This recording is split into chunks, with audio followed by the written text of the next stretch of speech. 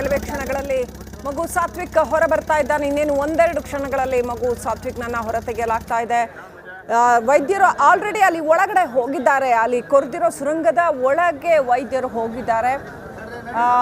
ಅಲ್ಲಿ ದಿಂಬು ಕೊಟ್ಟು ತಕ್ಷಣಕ್ಕೆ ಮಗುವಿನ ಮೇಲೆ ಯಾವುದೇ ರೀತಿ ಮಣ್ಣು ಬೀಳದೆ ಇರೋ ಹಾಗೆ ಬಹಳ ಸೂಕ್ಷ್ಮವಾಗಿ ಮಗುವನ್ನು ಹುಷಾರಾಗಿ ಹಗುರವಾಗಿ ಹೊರ ತೆಗಿಬೇಕಾಗಿರ್ತಕ್ಕಂಥದ್ದು.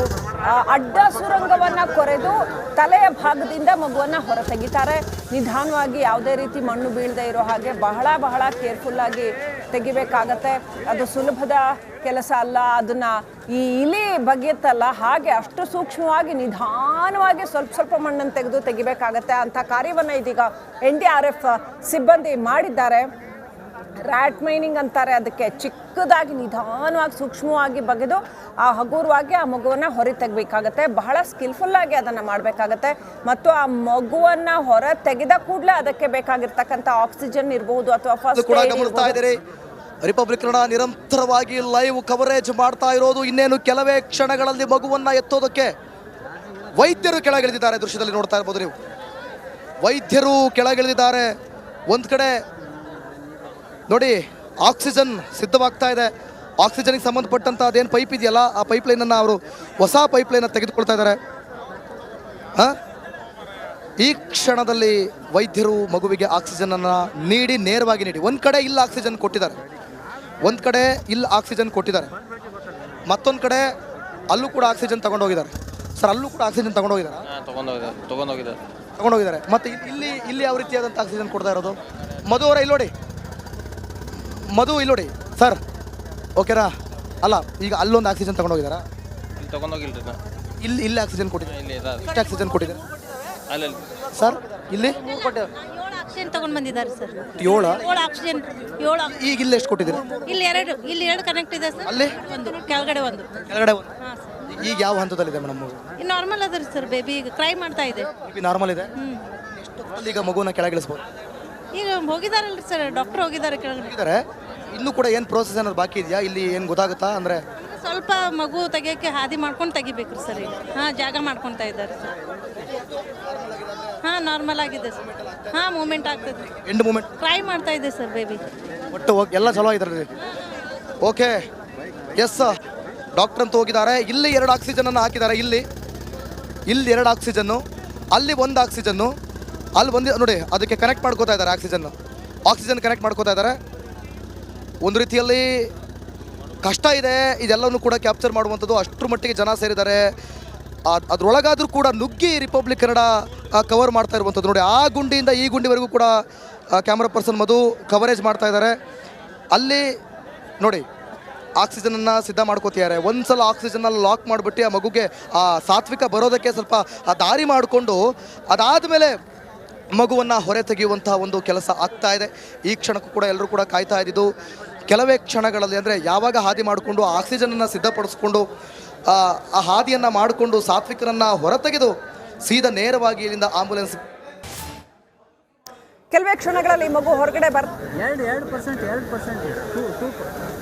ಮಾಡಿಕೊಂಡು ಆತ ಇನ್ನೂ ಕೂಡ ಏನೋ ಒಂದು ಚಲನವಲನಗಳನ್ನು CC ಕ್ಯಾಮ್ರಾದ ಮುಖಾಂತರ ಆತನ ಚಲನವಲನ ಗೊತ್ತಾಗ್ತಾ ಇದೆ. ಅಂದರೆ ನಿಜಕ್ಕೂ ಕೂಡ ಗ್ರೇಟ್ ಅಂತಲೇ ಹೇಳ್ಬೋದು. ಒಂಥರ ಗಟ್ಟಿ ಜೀವನ ಬಿಡ್ರಿ, ಅದರಲ್ಲೇನು 2 ಮಾತೇ ಇಲ್ಲ. ಇವಾಗ ನೋಡಿ ಆ ದಿಂಬೇನು ಹಾಕಿದ್ರಲ್ಲ, ಆ ದಿಂಬನ್ನು ಮತ್ತೊಂದು ಕಡೆಗೆ ಟಾರ್ಚ್ ಬೇಕು. ಟಾರ್ಚ್ ಕೇಳ್ತಾ ಇದ್ದಾರೆ. ಟಾರ್ಚ್ ಕೊಡಿ. ಟಾರ್ಚ್ ಕೇಳ್ತಾ ಇದ್ದಾರೆ. ಅಂದರೆ ಅಲ್ಲಿ ಸ್ವಲ್ಪ ಕತ್ತಲೆಯ ವಾತಾವರಣ ಇರೋದ್ರಿಂದ ನೋಡಿ ಟಾರ್ಚ್ ಸಪ್ಲೈ ಮಾಡ್ತಾ ಇದ್ದಾರೆ. ಈ ಕಡೆ ಈಗ ಟಾರ್ಚನ್ನು ಕೊಡುವಂಥ ಕೆಲಸ ಆಗ್ತಾ ಇದೆ. ಟಾರ್ಚನ್ನು ಬಳಸ್ಕೊಂಡು ಅಲ್ಲಿ ಏನು ಕತ್ತಲೆ ವಾತಾವರಣ ಇದೆಯಲ್ಲ ಅಲ್ಲಿ ನೋಡ್ಕೋಬೇಕಲ್ಲ, ಯಾವ ಭಾಗದಲ್ಲಿ ಇನ್ನು ಸ್ವಲ್ಪ ಜಾಗ ಮಾಡ್ಕೊಬೇಕು, ಮಗುವನ್ನು ಹೊರ ತೆಗೆಯೋದಕ್ಕೆ ಎಷ್ಟು ಜಾಗ ಬೇಕು, ಎಲ್ಲವೂ ಕೂಡ ಆಗಿದೆ. ಲಾಸ್ಟ್ ಮೂಮೆಂಟ್ ಅಷ್ಟೇ ಬಾಕಿ.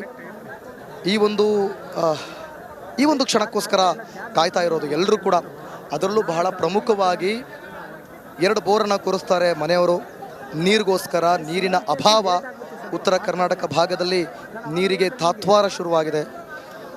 ಇಂಥ ಸಂದರ್ಭದಲ್ಲಿ ನೀರಿಗೂ ಕೂಡ ಹಾಹಾಕಾರ ಇರುವಂಥ ಸಂದರ್ಭದಲ್ಲಿ ಬೋರ್ ಬೇಕು ಅಂಥೇಳಿ ಅವ್ರ ಮನೆಯವರು ಬೋರನ್ನು ಕೊರೆಸ್ತಾರೆ.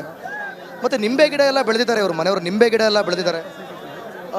ಒಂದು ಕಡೆ ಪಕ್ಕದಲ್ಲಿ ಕಬ್ಬು ಕೂಡ ಬೆಳೆದಿದ್ದಾರೆ. ಸ್ವಲ್ಪ ನೀರಿನ ಅಗತ್ಯತೆ ಅಂತೂ ಜಾಸ್ತಿ ಇದೆ.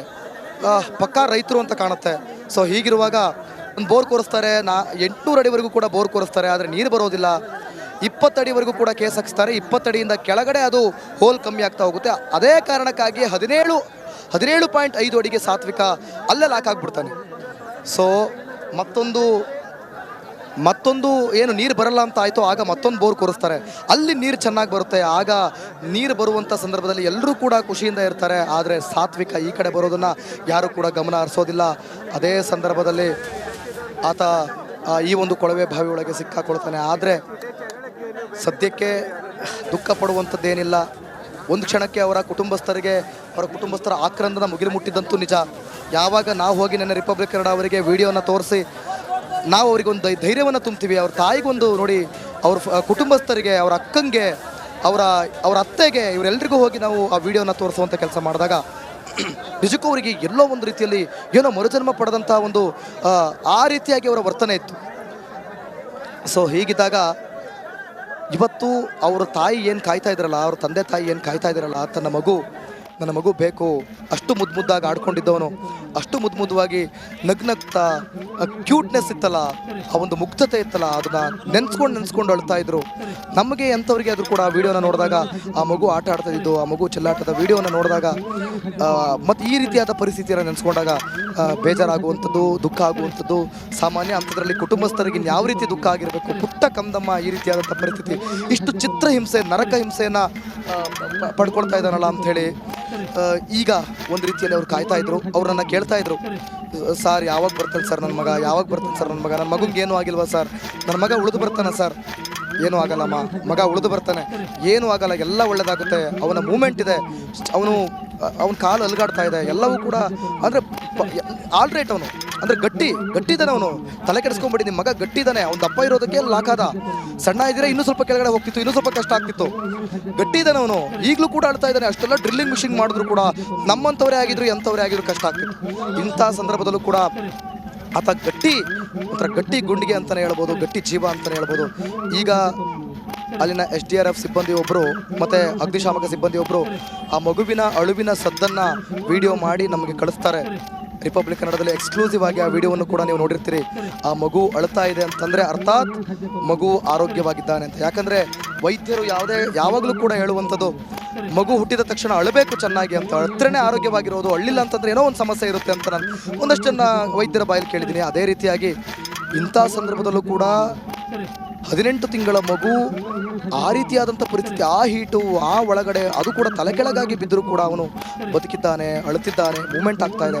ಒಟ್ಟಲ್ಲಿ ಇಷ್ಟೆಲ್ಲ ಹೇಳ್ತಾ ಇದೀವಲ್ಲ, ಇಷ್ಟೆಲ್ಲ ಕೆಲಸ ಮಾಡಿದಾರಲ್ಲ, ಇವರೆಲ್ಲ ಎಫರ್ಟ್ ಇದೆಯಲ್ಲ, ಹಗಲು ರಾತ್ರಿ ನಿರಂತರವಾಗಿ ಎಡೆ ಬಿಡದೆ ಸ್ವಲ್ಪನೂ ಕೂಡ ರೆಸ್ಟ್ ಕೊಡದೆ ಕೆಲಸ ಮಾಡಿದ್ರಲ್ಲ, ಈ ರೆಸ್ಟ್ಗೆ ಈ ಒಂದು ಹಗಲು ರಾತ್ರಿಯ ಕೆಲಸಕ್ಕೆ, ಈ ಒಂದು ಕಷ್ಟಕ್ಕೆ, ಇವರ ಒಂದು ಪರಿಶ್ರಮಕ್ಕೆ ಅದಕ್ಕೊಂದು ಅರ್ಥ ಸಿಗಬೇಕು, ಅದಕ್ಕೊಂದು ಉತ್ತಮ ಫಲಿತಾಂಶ ಸಿಗಬೇಕು, ಅದೆಲ್ಲದಕ್ಕೂ ಕೂಡ ಒಂದು ಸರಿಯಾದ ಅರ್ಥ ಸಿಗಬೇಕು ಅಂದರೆ ಇವತ್ತು ಸಾತ್ವಿಕ್ ಜೀವಂತವಾಗಿ ಆಚೆ ಬರಬೇಕು. ಸಾತ್ವಿಕ್ ಜೀವಂತವಾಗಿ ಆಚೆ ಬಂದರೆ ಇಲ್ಲಿ ನೆರೆದಿರೋರಿಗೆ, ಇಲ್ಲಿ ಕೆಲಸ ಮಾಡಿದವ್ರಿಗೆ, ಅವರ ತಂದೆ ತಾಯಿಗೆ ಮತ್ತು ನಮಗೆ ನಿರಂತರವಾಗಿ ನಾವು ಕೂಡ ವರದಿ ಮಾಡ್ತಾ ಇದ್ದೀವಿ. ನೆನ್ನೆ ರಾತ್ರಿಯಿಂದಲೂ ಕೂಡ ನಿದ್ದೆನೂ ಮಾಡಿದೆ. ಪ್ರತಿಯೊಂದು ಇಂಚಿಂಚು ಅಂದರೆ ಎಷ್ಟರ ಮಟ್ಟಿಗೆ ಆ ಒಂದು ಬಾವಿಯನ್ನು, ಕೊಳವೆ ಬಾವಿ ಪಕ್ಕದಲ್ಲಿ ತೋಡ್ತಾ ಇದ್ದಾರಲ್ಲ ಇಟಾಚಿ ಮುಖಾಂತರ, ಇಟಾಚಿ ಡ್ರಿಲ್ಲರ್ ಆಗಿರ್ಬೋದು ಮತ್ತು ಇಟಾಚಿ ಏನೋ ಒಂದು ಇದನ್ನು ಬಳಸ್ಕೊಂಡು ಮಾಡ್ತಾ ಇದ್ದಾರಲ್ಲ, ಅವೆಲ್ಲವನ್ನು ಕೂಡ ಜೊತೆಗೆ ಕೈಯಿಂದ ಏನು ಡ್ರಿಲ್ ಮಿಷಿನನ್ನು ಯೂಸ್ ಮಾಡ್ಕೊಂಡು ಮಾಡ್ತಾ ಇದ್ದಾರಲ್ಲ, ಅವೆಲ್ಲವನ್ನು ಕೂಡ ನಾವು ಪ್ರತಿ ಕ್ಷಣನೂ ಕೂಡ ನೋಡ್ತಾ ಇದ್ದೀವಿ. ಯಾಕಂದರೆ ಯಾವುದೇ ಕ್ಷಣದಲ್ಲಿ ಬೇಕಾದರೂ ಆ ಹೋಲ್ ಓಪನ್ ಆಗಿ ಬರ್ಬೋದಿತ್ತು ಅಂತ ಒಂದು ದಿಟ್ಟ ನಂಬಿಕೆ. ಆದಷ್ಟು ಬೇಗನೆ ಬರಬೇಕಿತ್ತು.